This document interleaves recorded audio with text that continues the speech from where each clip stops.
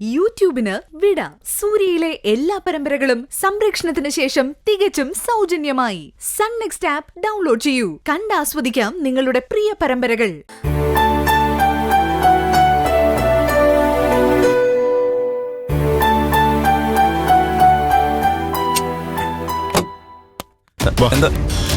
എന്താ സാർ?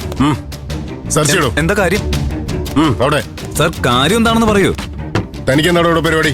അത് സാർ, ഞാനൊരു ബിസിനസ് ആവശ്യമായിട്ട് വന്നതാ. തന്റെ ബിസിനസ് എന്താണെന്നൊക്കെ ഞങ്ങൾക്കറിയാം. സെർച്ച് ചെയ്യടോ. സാർ കിട്ടി സാറേ, കിട്ടി. ഇൻഫർമേഷൻ കറക്റ്റ് ആയിരുന്നു. ഇതാണല്ലേ തന്റെ business? You are under arrest. അയ്യോ സാർ, ഇതെന്താണെന്ന് പോലും എനിക്കറിയില്ല. ഞാനൊരു തെറ്റും ചെയ്തിട്ടില്ല. അതൊക്കെ നമുക്ക് സ്റ്റേഷനിൽ ചെന്നിട്ട് തീരുമാനിക്കാം. പിടിച്ചോണ്ട് വേണം നടക്കണോ സാർ? ഞാൻ പറയട്ടെ സാർ, എനിക്കറിയില്ല നടക്കാൻ. സാർ. വേണ്ട.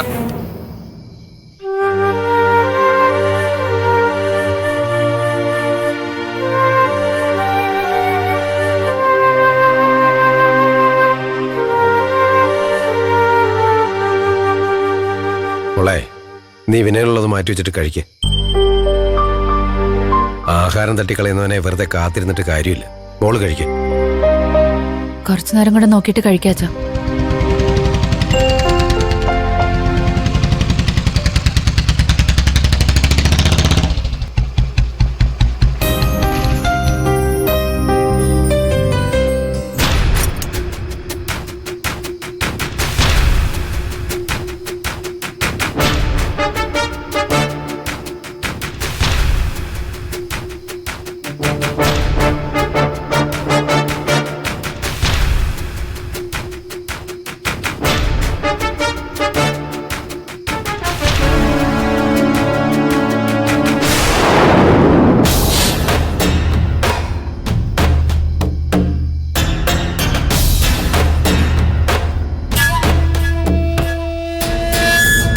എന്താ കഴിച്ചു കഴിഞ്ഞില്ലേ?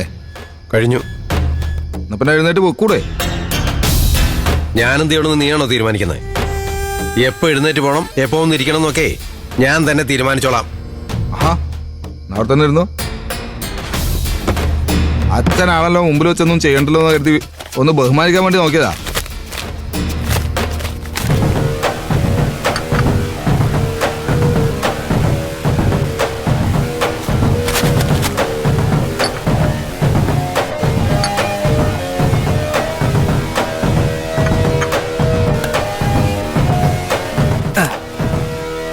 എന്റെ കൂടെ ജീവിക്കുന്നതിന് നല്ലത് ഒരു കുടിയന്റെ കൂടെ ജീവിക്കുന്നതാണ് നല്ലതെന്ന് നീ പറഞ്ഞിരുന്നല്ലോ. അപ്പൊ പിന്നെ ഒരു കുടിയനായേക്കാന്ന് കരുതി.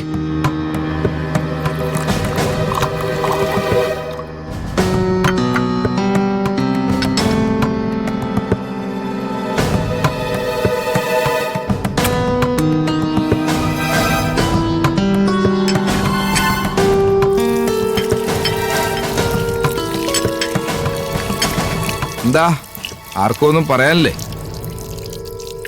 എന്താടി, നിനക്കൊന്നും പറയാനില്ലേ?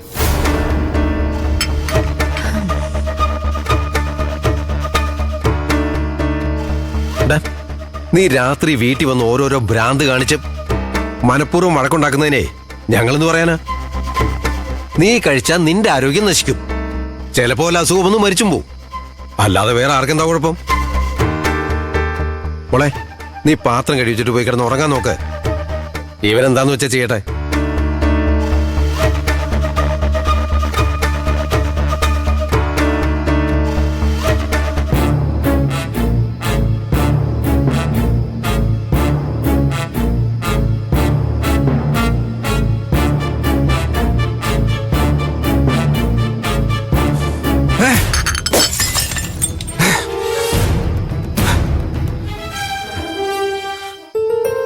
അല്ല, ദയ എവിടെ പോയി? അവക്ക് വിശക്കുന്നില്ല, ഇപ്പൊ വേണ്ടെന്നാ പറയുന്നേ. അവളങ്ങനെ പറഞ്ഞപ്പോ നീ സമ്മതിച്ചോ? ഞാൻ കുറെ നിർബന്ധിച്ചു, പക്ഷെ അവള് വരുന്നില്ല. എന്നാ പിന്നെ ഞാൻ പോയി വിളിച്ചോണ്ട് വരാം. ഈ സമയത്ത് ഇങ്ങനെ കഴിക്കാണ്ടിരുന്നാ ശരിയാവില്ല. അച്ഛൻ കഴിക്കാനിരുന്നതല്ലേ, എഴുന്നേക്കണ്ട, ഞാൻ തന്നെ പോയി വിളിച്ചിട്ട് വരാം. ശരി ശരി. ശബരിയേട്ടനില്ലാത്തതിന്റെ സങ്കടം ദയ ചേച്ചിക്ക്. ശബരി ബിസിനസിന്റെ ആവശ്യത്തിന് വേണ്ടി പോയതല്ലേ, അത് കഴിയുമ്പോ അവൻ തിരിച്ചു വന്നോളൂ. അതിന് ഇങ്ങനെ കിടന്ന് സങ്കടപ്പെടുന്ന എന്തിനാ? ഇതൊക്കെ പറഞ്ഞ ദയക്ക് മനസ്സിലാവണ്ടേ? കുട്ടികളെ പോലെ വാശി പിടിച്ച് എന്ത് ചെയ്യാൻ പറ്റും? ആ ദാ വരുന്നുണ്ട്. ആ വാ മോളെ. ഞാൻ വിളിച്ചപ്പോ വരാൻ മടി. അച്ഛൻ വിളിക്കുന്നെന്ന് പറഞ്ഞപ്പോഴാ എഴുന്നേറ്റ് വന്നത്. മോളിരിക്കെ ഇരിക്കേ. ഈ സമയത്ത് ആഹാരമൊക്കെ കൃത്യമായിട്ട് കഴിക്കണം. എനിക്കെന്തോ കഴിക്കാൻ പറ്റുന്നില്ല അച്ഛ. ശബരേട്ടന്റെ കാര്യം ആലോചിച്ചിട്ട് ഒരു സമാധാനവും ഇല്ല. അതിന് നീ ഇങ്ങനെ ഭക്ഷണം പോലും കഴിക്കാതിരിക്കാൻ മാത്രം എന്താ ഉണ്ടായേ? ശബരിക്ക് ട്രെയിനിൽ റേഞ്ച് കിട്ടാത്തോണ്ടാവും വിളിക്കാതെ. അതൊന്നുമല്ല, ശബരേട്ടൻ വിളിച്ചില്ലെങ്കിൽ ഞാൻ വിളിക്കുമെന്ന് അറിയാവുന്നല്ലേ. അപ്പൊ പിന്നെ എന്നെ വിളിക്കാതിരിക്കില്ല. ഇതിപ്പോ ഞാൻ ആദ്യം വിളിച്ചപ്പോ എടുത്തതാ, പക്ഷെ ഒന്നും സംസാരിച്ചില്ല. പിന്നെ വിളിച്ചിട്ടാണെങ്കിൽ കോള് പോകുന്നുമില്ല. എനിക്കെന്തോ വല്ലാത്ത പേടി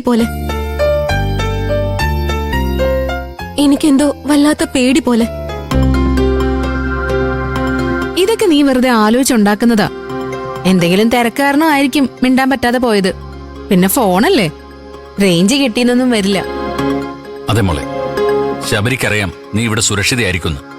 ആ ഒരു ധൈര്യത്തിലാ ശബരിയുള്ളത്, അല്ലാതെ വേറെ കാരണമൊന്നുമില്ല. അതെ, പിന്നെ നിന്റെ ഭർത്താവിനോടുള്ള സ്നേഹം നീ കാണിക്കേണ്ടത് കരഞ്ഞിട്ടും പട്ടിണി കിടന്നിട്ടൊന്നുമല്ല.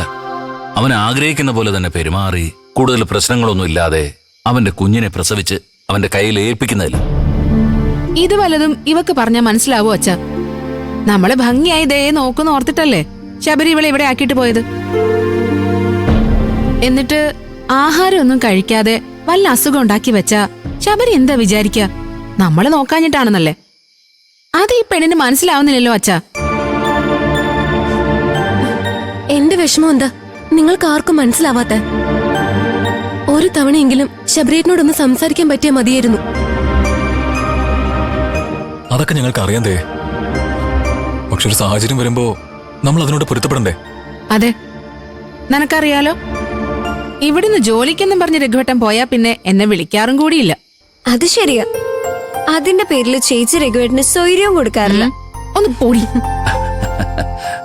അമ്പിളി പറയുന്നതിലും കാര്യമുണ്ട്. ശബരി നിന്നെ ഒരുപാട് സ്നേഹിക്കുന്നുണ്ട്, അതിൻ്റെതായ എല്ലാ പരിഗണനകളും തരുന്നുണ്ട്. അതുകൊണ്ടുകൂടിയാ പെട്ടെന്ന് ഒരു ദിവസം അവന്റെ ആ സാന്നിധ്യം ഇല്ലാതെ വന്നപ്പോ നിനക്ക് ഇത്രയധികം വേദനിക്കുന്നത്. അതൊക്കെ മോളുടെ മനസ്സിന്റെ, അല്ലാതെ ശബരിക്ക് വേറെ കുഴപ്പമൊന്നുമില്ല. അതെ, ഒന്നും ആലോചിക്കാതെ മര്യാദക്കിരുന്ന് ഭക്ഷണം കഴിക്കാൻ നോക്ക്. ദേ, ശബരിക്ക് എന്തെങ്കിലും ഒരു ബുദ്ധിമുട്ടുണ്ടെന്ന് സൂചന ഉണ്ടെങ്കിൽ ഞങ്ങൾ ആരെങ്കിലും ഇങ്ങനെ സമാധാനായിട്ടിരിക്കോ?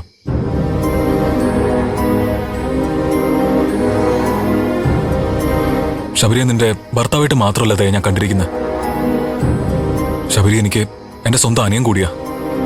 അതറിയാം, പക്ഷേ ഒരു പക്ഷേയില്ല. നീ ഇവിടെ ഇരുന്നേ. വാ ഇരിക്ക്, വാ മെല്ലെ. ചേച്ചി കറി.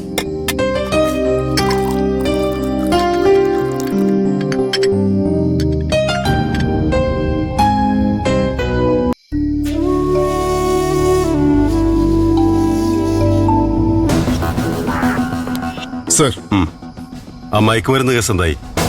സർ, അവൻ ഒരു തരത്തിലും കുറ്റം സമ്മതിക്കുന്നില്ല. ഇത് അവനെ ആരോ കരുതിക്കൂട്ടി ചതിച്ചാണെന്ന് അവൻ പറയുന്നത്.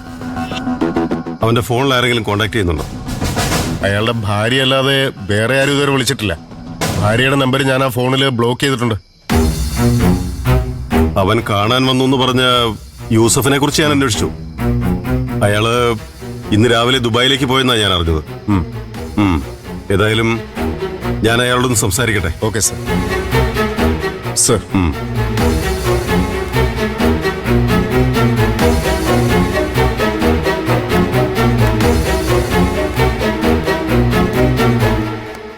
ശബരി വന്നേ. നിങ്ങൾ പറഞ്ഞ കാര്യങ്ങൾ ഞാൻ അന്വേഷിച്ചു, പക്ഷെ പലതിലും പൊരുത്തക്കേടുകളുണ്ടല്ലോ. ഞാൻ പറഞ്ഞതെല്ലാം സത്യമാണ് സർ. യൂസഫ് തനിക്ക് തരാനുള്ള പണവുമായി വരുമെന്നല്ലേ പറഞ്ഞത്? എന്നിട്ട് അവൻ രാവിലെ തന്നെ ദുബായിക്ക് പോയെന്നാണല്ലോ അറിഞ്ഞത്. എങ്കിൽ അയാൾ എന്നെ ചതിച്ചതാണ് സർ. അപ്പോൾ അയാൾക്ക് വേണ്ടി എന്നെ കാണാൻ വന്ന രണ്ടുപേരായിരിക്കും അവിടെ ഡ്രഗ്സ് വെച്ചത്. തനിക്ക് ഈ യൂസഫ് പണം തരാനുള്ളതിന് എന്തെങ്കിലും തെളിവുകളുണ്ടോ? ബില്ലുണ്ട് സർ. ആ ബില്ല് അവര് വന്നപ്പോ വാങ്ങിച്ചുകൊണ്ട് പോയി. അതിന്റെ ഡീറ്റെയിൽസ് എന്റെ കമ്പനിയിലെ കമ്പ്യൂട്ടറിലുണ്ട്.